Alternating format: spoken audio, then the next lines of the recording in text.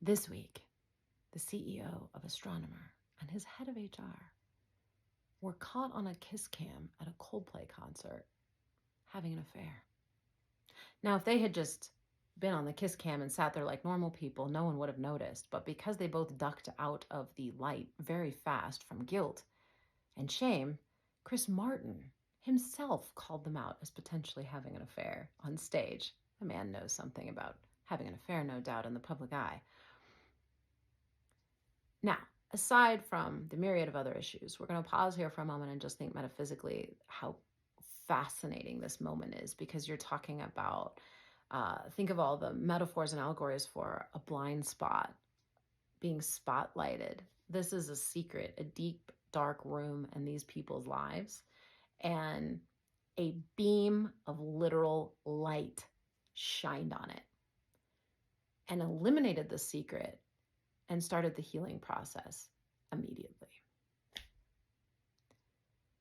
The chances of that are so ridiculous that this is a great moment to stop and think and look and realize that this is law of attraction. This is about the gravitational pull that is a design system, just like gravity, of certain events to people who really want them, even though they can't create them. This is a sign that we create our own reality.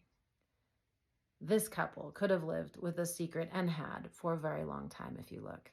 A CEO, he hired her in as his chief of HR. They've worked together for years. Having come from high echelons of business as a single attractive female, I can tell you,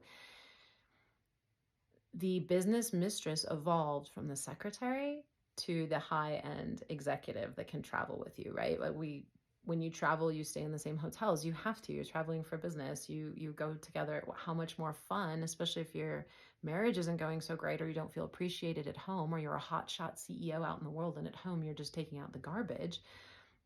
To have a woman who's like, who sees you as the hot CEO, that you guys are building a business together. It's almost like having two wives, if you will, because you have one at home raising the kids and you have one building a business with you that stimulates different parts of you, for lack of a phrase.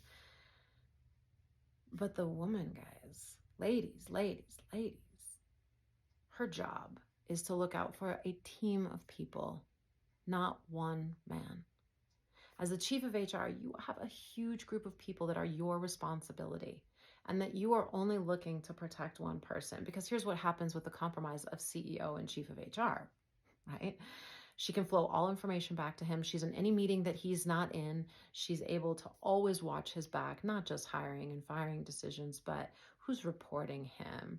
They could very easily remove anyone who's a potential problem. He'll see anything coming. It's actually a very strategic move for a keen CEO. This guy played a good game, according to a lot of executives out there. Like, oh, that's smart. Get your trusted girl in your in your biggest area of vulnerability, which would be HR. Because if you get a do-gooder in there who might actually hold you accountable and you have any bad behavior, you're going to have a problem. But this is where our ethics come in, ladies, because let me have a very straight chat with you for a moment in case you haven't noticed. The men in our society are not doing well. They're very sick and suffering in many ways.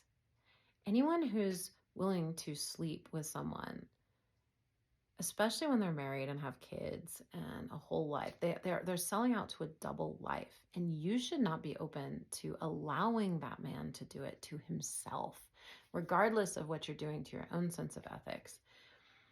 We have to be the ones that reset the buck of what's appropriate. We want to talk about appropriate sexual behavior and being respected, but the truth is we need to say no when it's inappropriate. And I don't care if he's going to get you a car or buy you dinner or get you a promotion. I would be a very wealthy woman had I chosen to retain some of my offered high-level mistress options, right? I would have gotten a very good job and multiple times. And there would just be an understanding that if they were in town or there was a conference, we'd probably hook up, right? That's, there's nothing forced. It's not ugly or gross. It's just your integrity. And thankfully at a young age, having been in 12-step programs, I had lost my integrity at a young age, had understood the gift of getting it back, and I had, as part of the 12-step process, actually done this, what's called a sex inventory, which isn't everyone you've slept with. It's actually everyone you've flirted with to get something. And list was long, and I had no idea I was flirting with people for attention or for love or approval. And I actually was quite a flirt before that and really stopped being a flirt for the most part after that, because I really felt that it was manipulative. And now I've shifted to a different place, but I'm a much more playful person. Back then I was much more serious. So I really stopped flirting. And that was really before I went into the executive career. I also made a rule, like I wasn't going to date where I work, because if you want to get promoted, well, I thought if you want to get promoted, it's bad for your reputation. It turns out it's bad for your reputation to sleep at the lower levels. But if you get promoted, if you retain the right kind of men, actually it's phenomenal for your career. Take a look at this chief of HR. And I think women are actually using that as a strategy to get promoted. And I just want to say, ladies, that if it's not done on merit, if it's done because of your gender, if it's done because of your color, and if it's done because you slept with someone, they're all the same. And it's the same as being a hooker. Sorry. You get ahead on merit. You don't get ahead because girls are cool right now and you get promoted. You get promoted because you're super wicked good at what you do. You get up there, you start to shift men's mindsets, and then you mentor and work other women to come in. A big problem with what we have going on with women is women are trying to be men in the workplace, and we don't do being a man well. We are far more vicious than men, actually, when we do life as a man.